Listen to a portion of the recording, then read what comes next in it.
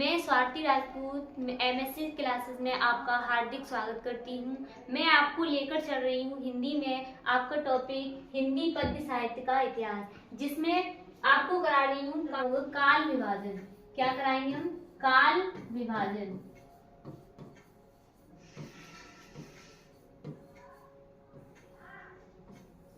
काल विभाजन में 4 काल बताए गए हैं। पहला काल है हमारा आदिकाल।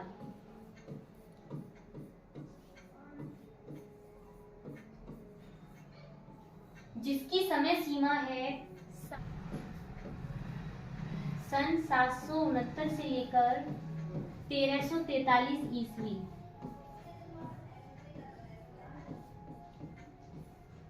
फिर दूसरा काल है हमारा भक्ति काल।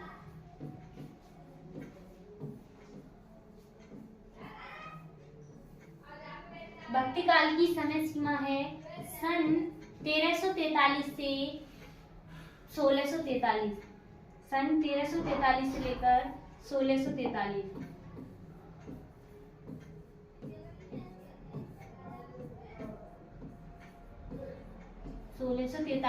ईस्वी।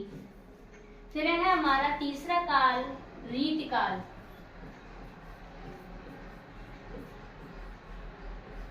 जिसकी समय सीमा है सन 1643 से लेकर 1868।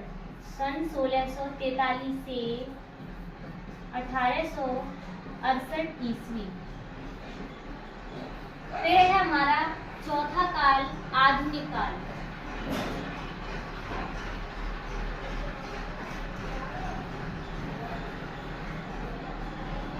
जिसकी समय सीमा है सन 1868 से लेकर अब तक का जो काल चल रहा है वो हमारा आधुनिक ही काल रहेगा। 1868 से लेकर अब तक।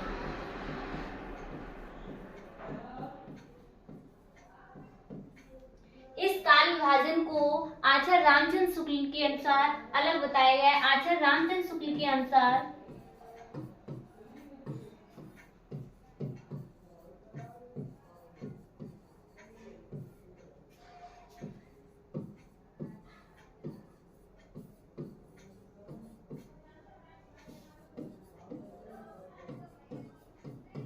आचार्य रामचंद्र शुक्ल के अनुसार आदिकाल, भक्तिकाल, रीतिकाल और आधुनिक काल की अलग समय सीमा बताई गई है, जो कि ये है विक्रम संवत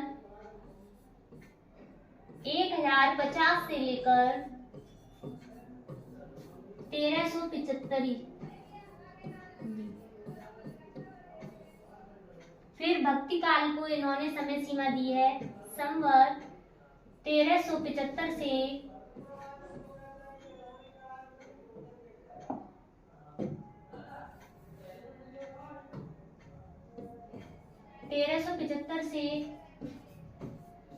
1700। फिर रीत काल को बताया है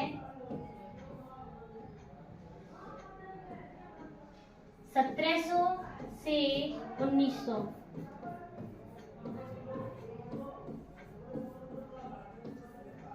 और आधुनिक काल को संवत 1900 से लेकर अब तक की जो संवत चल रही है वो आधुनिक काल है।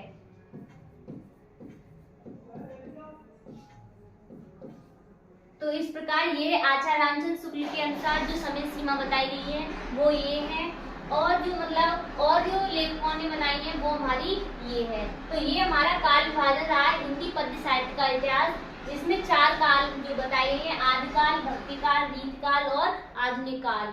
जिसमें अब हम पहला कराएंगे आदिकाल। हमारा पहला काल है आदिकाल, जिसकी समय सीमा है सन 769 से लेकर 1343 ईस्वी। जिसे आदिकाल को निम्न नामों से जाना जाता है, जिसे लेखकों ने अलग अलग नामों से पुकारा है। आचार्य हजारी प्रसाद द्विवेदी। कौन? आचार्य हजारी प्रसाद द्विवेदी ने आदिकाल को आदिकाल ही कहा। क्या कहा? आदिकाल को आदिकाल ही कहा।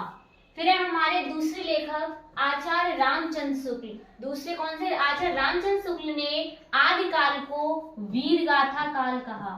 वीर गाथा काल कहा। फिर है हमारे विश्वनाथ प्रसाद मिश्र। विश्वनाथ प्रसाद मिश्र ने आदिकाल को वीर काल कहा। विश्वनाथ प्रसाद मिश्र ने आदिकाल को वीर काल कहा।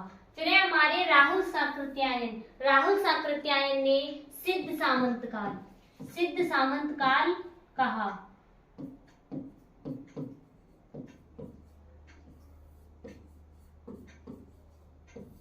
फिर है हमारे महावीर प्रसाद द्विवेदी। महावीर प्रसाद द्विवेदी ने आदिकाल को बीज वपन काल बोला, बीज वपन काल कहा।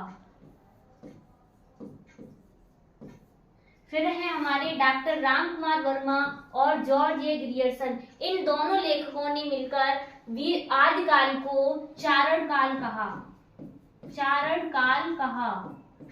फिर है हमारे गणपत चंद्र शुक्ल। गणपत चंद्र शुक्ल ने आरंभिक काल बोला, आदिकाल को आरंभिक काल नाम दिया। फिर है हमारे मिश्र बंधु। मिश्र बंधुओं ने प्रारंभिक काल कहा, प्रारंभिक काल, आदिकाल के नाम को प्रारंभिक काल नाम दिया। इस प्रकार इन लेखकों ने आदिकाल को निम्न नामों से पुकारा या उनको मतलब वो काल कहा। आदिकाल को आदिकाल हजारी प्रसाद द्विवेदी ने बोला। आचार्य रामचंद्र शुक्ल ने आदिकाल का नाम वीरगाथा काल रखा। विश्वनाथ प्रसाद मिश्र ने आदिकाल को वीर काल कहा। उसी प्रकार राहुल साकृत्यायन ने सिद्ध सामंत काल कहा। महावीर प्रसाद द्विवेदी ने आदिकाल को बीज वपन काल कहा। फिर है डॉक्टर रामकुमार वर्मा और जॉर्ज ग्रियर्सन, इन्होंने आदिकाल को चारण काल नाम दिया। फिर है हमारे गणपत चंद्र शुक्ल, इन्होंने इसे आरंभिक काल बोला क्योंकि यह पहला काल है ना, इसके नाम को इन्होंने आरंभिक काल कहा। पहला काल है इसलिए इन्होंने सब लेखकों ने अलग अलग नाम दिया इस काल को। फिर है हमारे मिश्र बंधु ने इसे प्रारंभिक काल कहा। इसी प्रकार इस काल की जो भी रचनाएं होंगी, जो भी लेखक होंगे, जो भी इस काल में जो भी घटनाएं हुई हैं, उसे हम आपको अगली क्लास में बताएंगे। शेष आज के लिए इतना ही। धन्यवाद।